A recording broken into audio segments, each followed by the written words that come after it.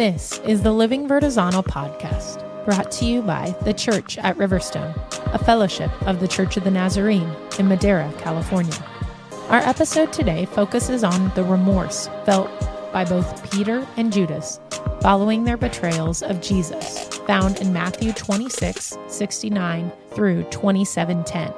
Together, we will be discussing our role in reconciling the world to God. Hi, everybody. I'm Nick. I'm Natasha. I'm Brittany. I'm Derek. And we are the Living Vertizontal podcast, back with you again this week as we continue our journey and working through Matthew. As a quick reminder, last week we focused on the arrest of Jesus and his subsequent appearance before the Sanhedrin, which is found in Matthew chapter 26, verses 47 through 68. And with that, we discussed the importance of preparation in order that we might live as Jesus lived. This week, we're going to be pushing forward, pressing on, looking at Matthew chapter 26, verse 69 through chapter 27, verse 10, where we're going to look at Peter's denial of Jesus and Judas's response to his own betrayal of Jesus. And I believe with that, today we have Derek reading for us. So Derek, would you mind reading Matthew 26:69 through 27:10? Yeah. So verse 69. Now Peter was sitting out in the courtyard, and a servant girl came to him. "You also were with Jesus of Galilee," she said. But he denied it before them all. "I don't know what you are talking about," he said. Then he went out to the gateway, where another servant girl saw him and said to the people there, "This fellow was with Jesus of Nazareth."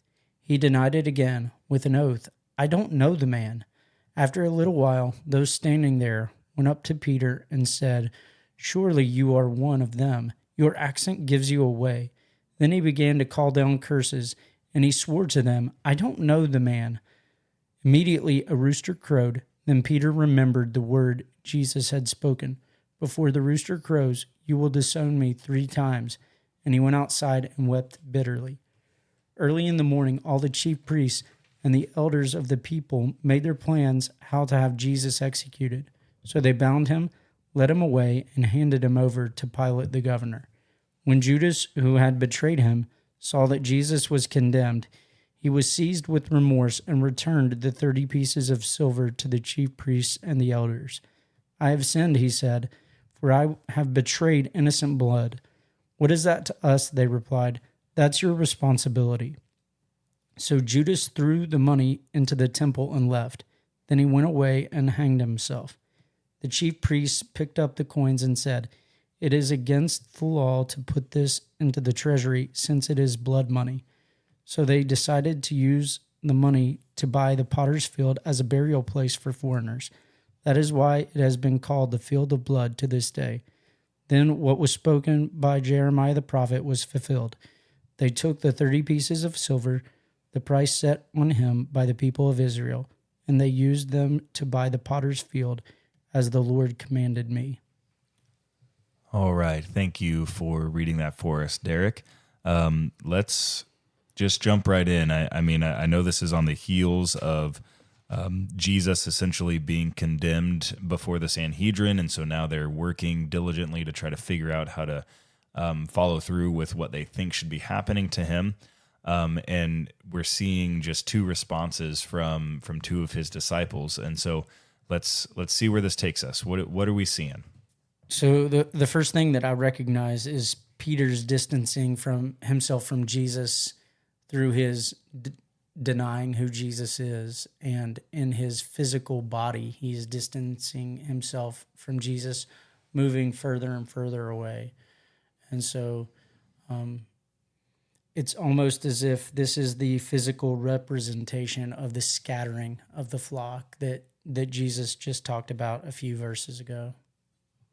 Yeah, everybody else had already been gone, but Peter, to this point, seemed like even though he was not like right at Jesus' side, he hadn't taken off yet. And yet here in the midst of his denial, you begin to see his movement, like you said, his movement away from Jesus, and not just verbally stating it, but physically separating himself. Because when you first start, like he's still in the, when you go back to what we talked about last week, like he's sitting in the courtyard of the high priest. And so that's where we would gather that this servant girl came up to him to say this initial like questioning of his association with Jesus. And then he moves to the gateway. And so he's just like, after he denies, he's like, shoot, I got to get out of here, and starts kind of fading away to the back.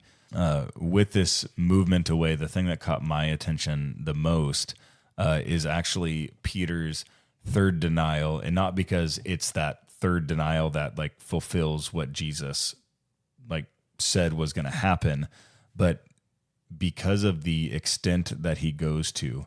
As I was doing some reading about this, there's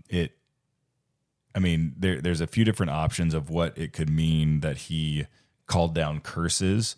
But this idea that he publicly was cursing and swearing that he was not connected with Jesus, from what I read, indicates that essentially Peter, even if he was associated with Jesus, by him doing this, was publicly severing all ties associated with Jesus to the point of there being no way back, culturally speaking, not necessarily Jesus speaking, because we know how this story ends. But culturally speaking, what Peter does here with his third denial severs all ties and says there is no way back. And so, like, Peter is going all in on this rejection of Jesus and this moving away from Jesus. And so it's not just, I know we like to hold like Judas apart from the other disciples and their denial of him, but essentially, no, Peter didn't lead to the arrest of Jesus, but he had a wholesale rejection of Jesus right here. Well, it makes me, when you were talking about that, I was thinking Peter's denial is for self-preservation. You know, he's denying and he's separating himself to protect himself. And I think maybe not only just physically, but maybe that emotional tie, that kind of, that tie that he has to Jesus, where he thinks Jesus is going to, you know, be this reigning king, and he's seeing that he's not doing what he thinks he's supposed to do. So he's kind of preserving himself. And it's really easy to look at Peter and be like, oh my gosh, how can he do that? How can he, you know, deny him 3 times? But when you think about self-preservation, how often do we do that? How often do we do things to preserve ourselves, not put ourselves out there because we don't want people to think we're weird, or not talking about Jesus in front of people because we don't know how they'll act? Because really, that's self-preservation. I don't know how you're going to treat me after I talk about Jesus to you. So I'm not going to do what I know I'm supposed to do because I'm afraid of how it will affect me. I also see an element of Peter taking his fate into his own hands, almost. So there's this control element that he's attempting to control his end outcome in this situation. And again, I think there's huge devotional implications for us today in that, because, I mean, in our culture, like, you are supposed to take care of self. You're supposed to look out for needs. You're supposed to behave in a certain way. And so I think this people would think you were foolish if you saw this happening in front of you and you didn't do something about it. Right, because all logic would say, well, yeah, Peter, this is how you get out of this situation. Obviously, this is how you survive it. And so Peter takes this situation into his own hands instead of leaning on Jesus, leaning on the Spirit, leaning on God in that moment to guide him through. And I can't help but think back to the garden and how we talk so much about preparation. And Peter lacked that preparation because he didn't spend the time that Jesus spent in communion with the Father. And had he done so, maybe he would have behaved in a different way. And so I think for us, as we consider the things that life brings our way, that we have this temptation to act on behalf of God because he's not behaving in the way we think that he should be acting, or things are not going the way we think they should be going. In those situations, we really have to remember the garden, and we have to get back to the garden, and we have to fight these battles on our knees. And I know we sing, like, there's worship songs about this, Right. but living it out is such a challenge. And I think it's something that we just have to keep at the forefront of our minds, of our practices, of our conversations. So it just becomes a part of who we are as the church, no matter what comes our way. So before we move on, there is one thing that sticks out to me. Even though Peter hadn't been prepared as I think Jesus wanted him to be going into this, Peter had spent enough time with Jesus that when he remembered, when God brought to his remembrance what Jesus had spoken, he went to this place of weeping, remembering everything. I feel like in my heart that he's remembering everything that Jesus has done to this point. Even Jesus speaking who he is within the church. Jesus told him that, he has a place in his kingdom. And so there's this hope that he wasn't fully prepared. We absolutely need to be fully prepared. But he did know the voice, and he did remember. God brought to his remembrance what Jesus had said. And so his position is much different than what we're about to see. And his heart position, even though he betrayed, what he did is no different than what Judas did. He did recognize Jesus for who he was. I also think about this particular piece where he weeps bitterly about it, having realized, right, what happened, hearing the rooster crow.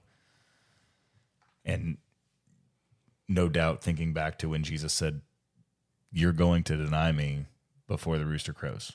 And Peter's like, "No." For some reason, as you were talking about that, the thought came to my mind of, Jesus told the truth to Peter. Peter didn't want to hear the truth, and so he continued on.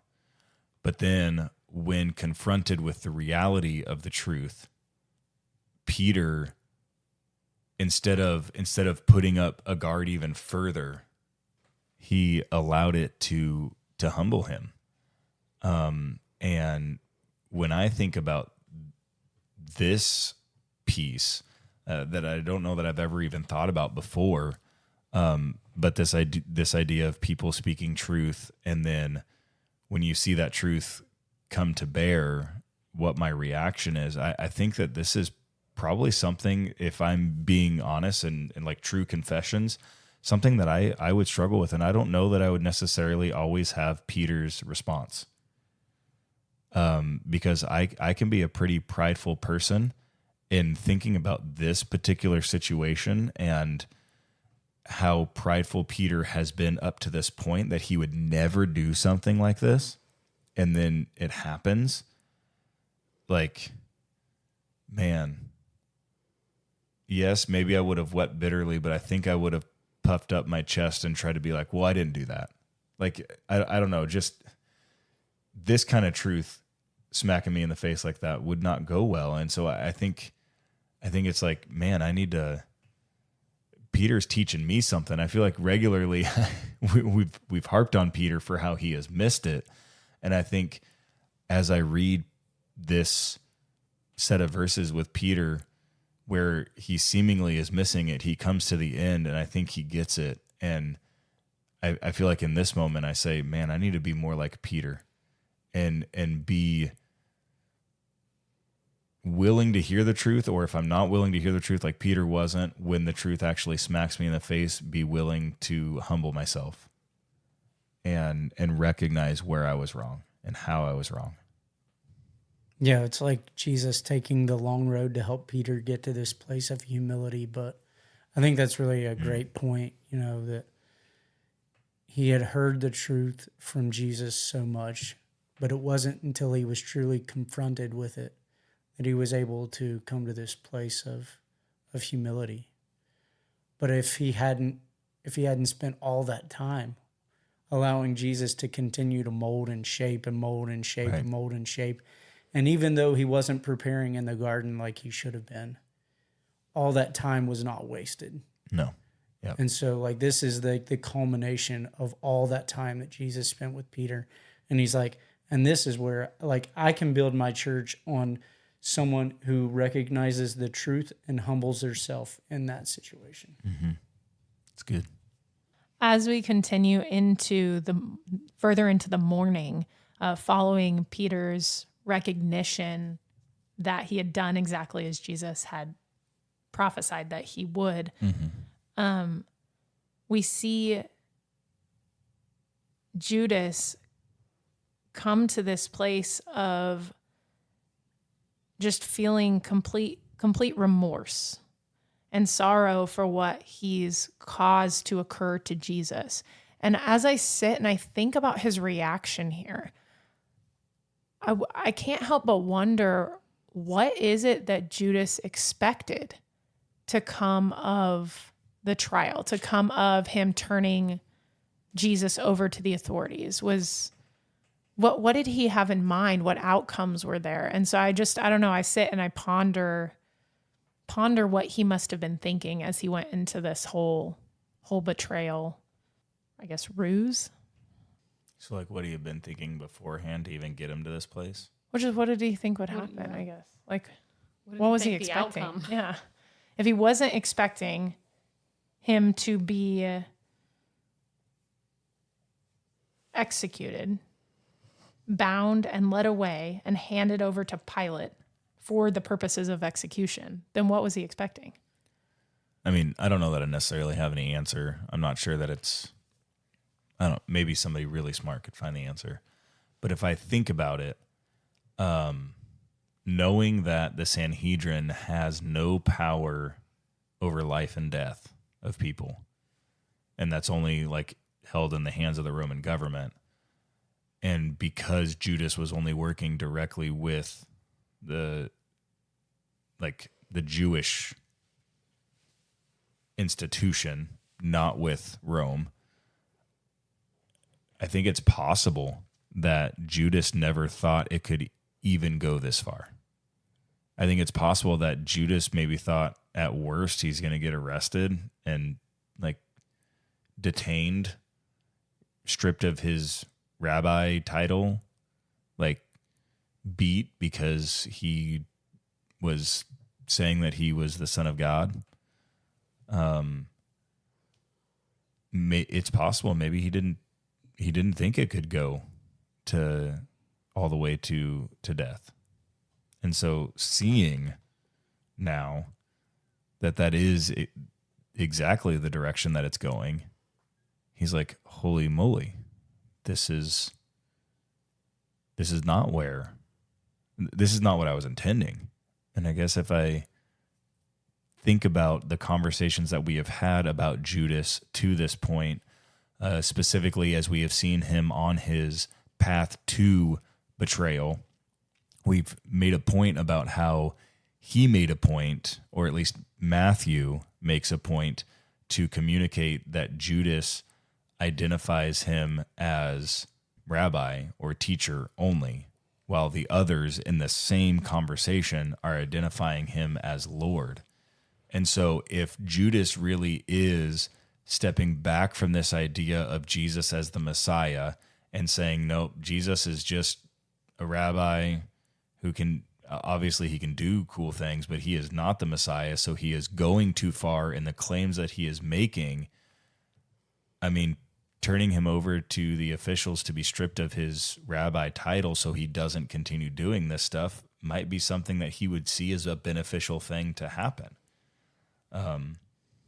So I don't know. I don't know that I have a perfect answer for you, Natasha, as far as that, like exactly what he was thinking, but I could see a way. Well, because Jesus didn't fit the typical assumptions about the Messiah and what the Messiah would do. I feel like that seems consistent with what we know about what the Messiah was expected to be and what Jesus was, and how there's inconsistencies and that there, tension that existed and expectation, and which could have easily caused doubt in Judas's mind as to who this rabbi really was. right. And it really would lead me to understand a little more about his response and why he's going back to the chief priests and the elders in the manner that he is. Like, I've sinned, like this is innocent blood.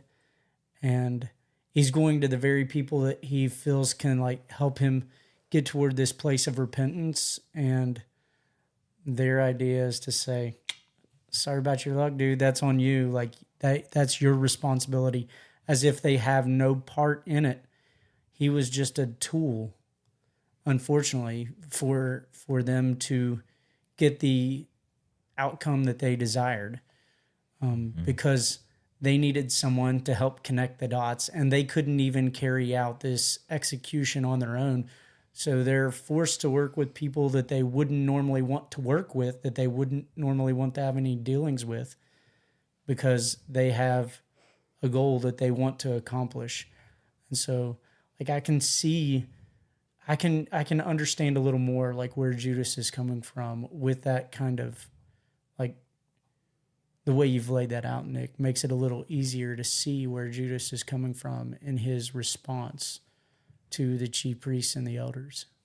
The other thing that really sticks out to me about this Judas thing that you started to bring up there, Derek, is so in the NIV it says that he was seized with remorse, and as I dug into that a little bit and looked at some Greek words that there's no way I'm going to be able to pronounce them here, but the word that is used is the same word that is used to communicate repentance or turning around and going the other direction, which is the word that is often used by Christ, right? And turning from your ways to come back to God. It's the same word that's used throughout the I guess not the same word because that's a Hebrew word in the Old Testament, but the same idea is used throughout the Old Testament of the people turning from their ways and coming back to God.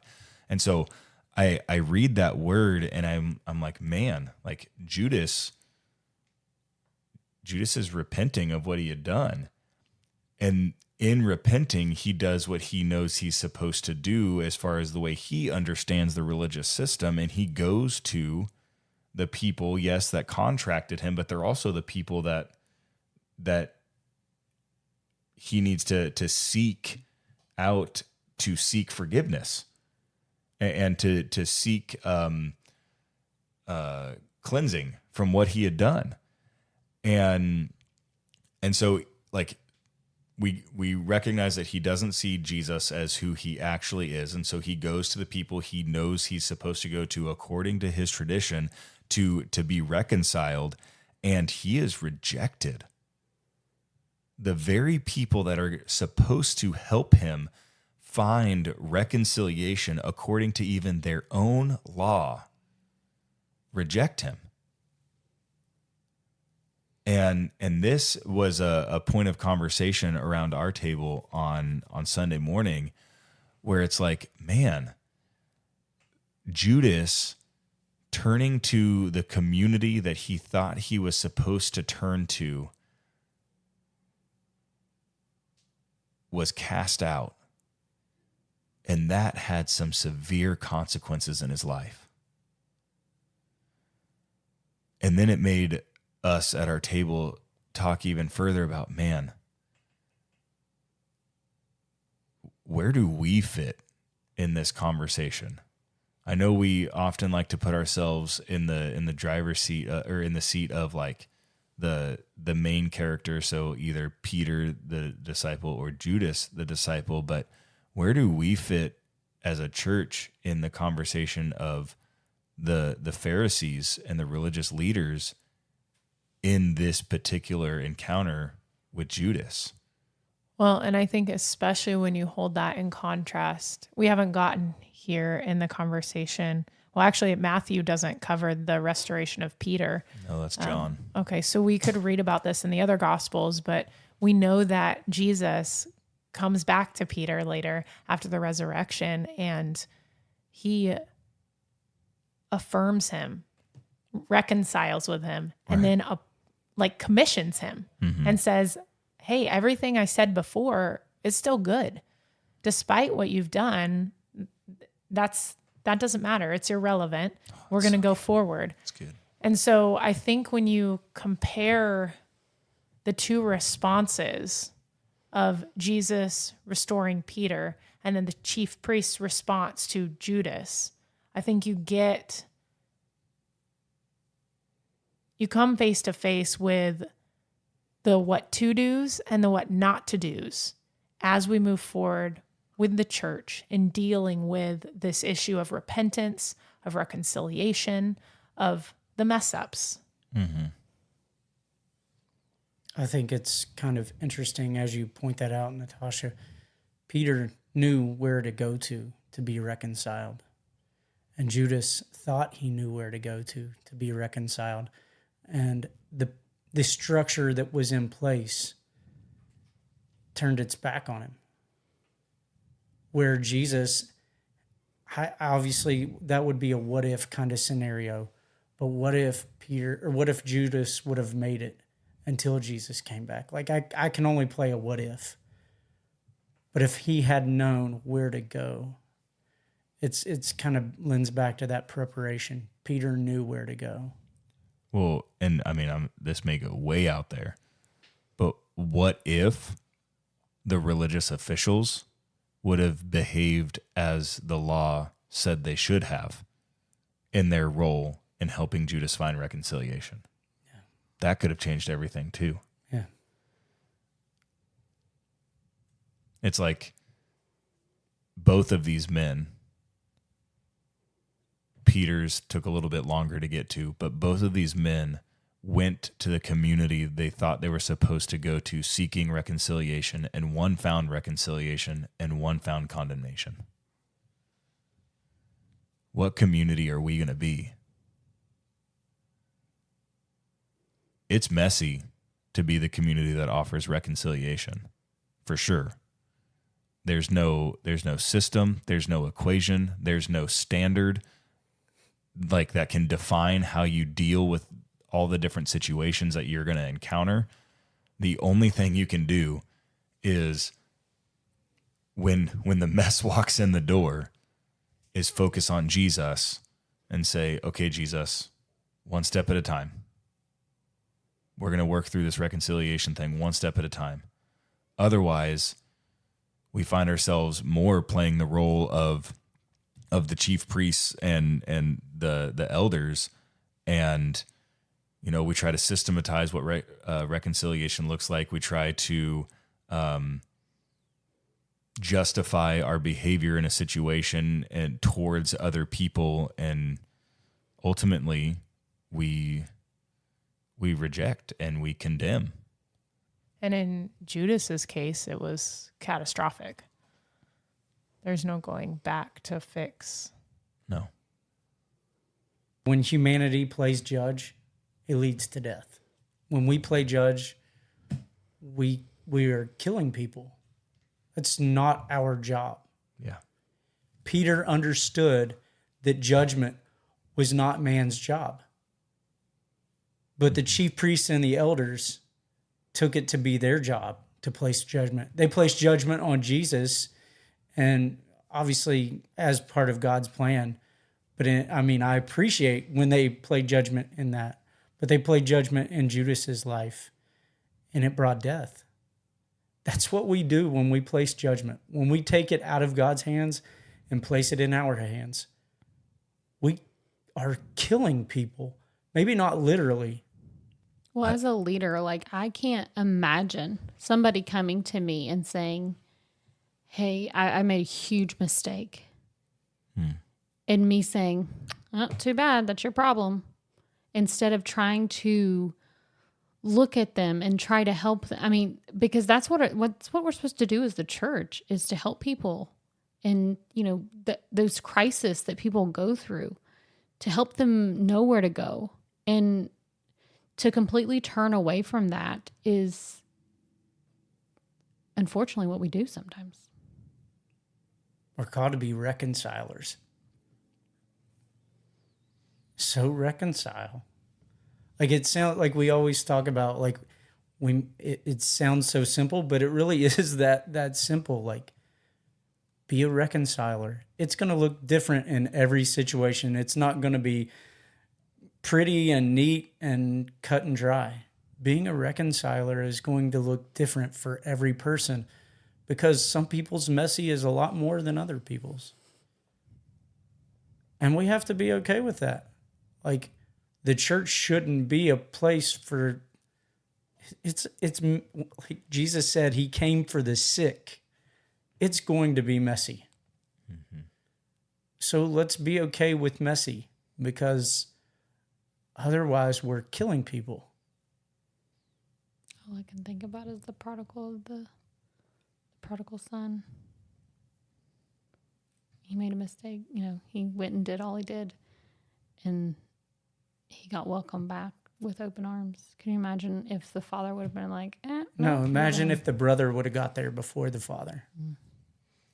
Because the brother would have played the chief priests and the elders, and he would have made judgment. Because that's what we do when we think we didn't get our share, like we didn't get our portion. And yet the response of the Father is to love, to reconcile, to make it new. I had kind of I don't know what you would call it, but a kind of a simulation of this today. A couple days ago, I'd given a review to an employee that just had a little bit of concern, and we talked about it. Today, she came. She wasn't working, but she came to apologize and to ask for help. And I was so excited. Because I didn't know what her response would be because, you never really know how somebody's going to take criticism or, opportunities for improvement.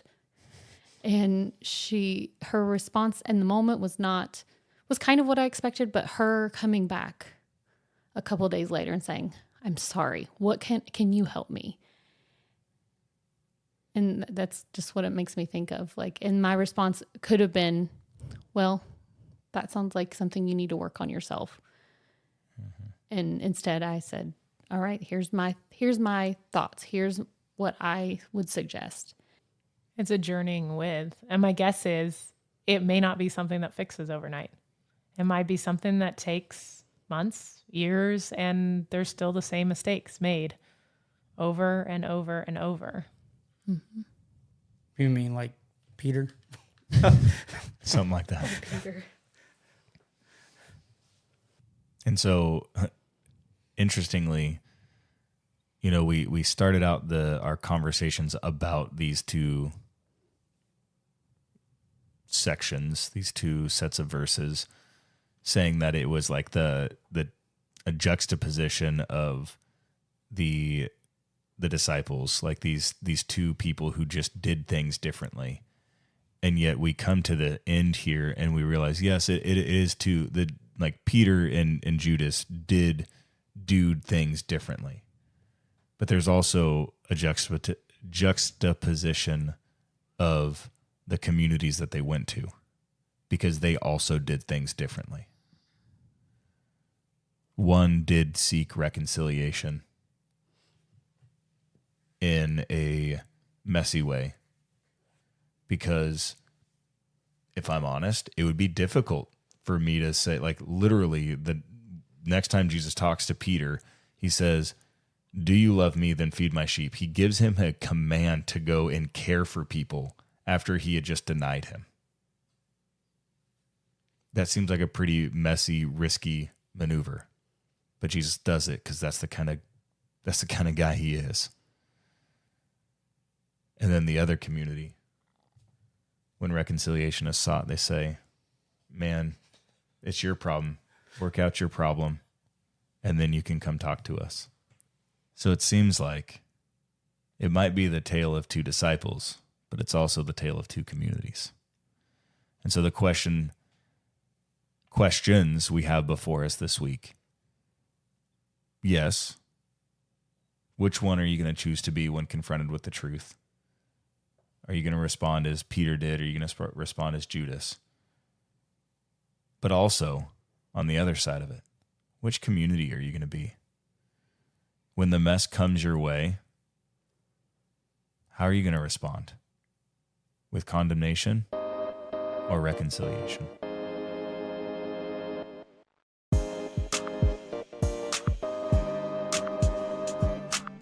Be sure to follow the Living Vertizontal podcast to stay current on all our new releases. To learn more about the Church at Riverstone, visit us at thechurchatriverstone.org.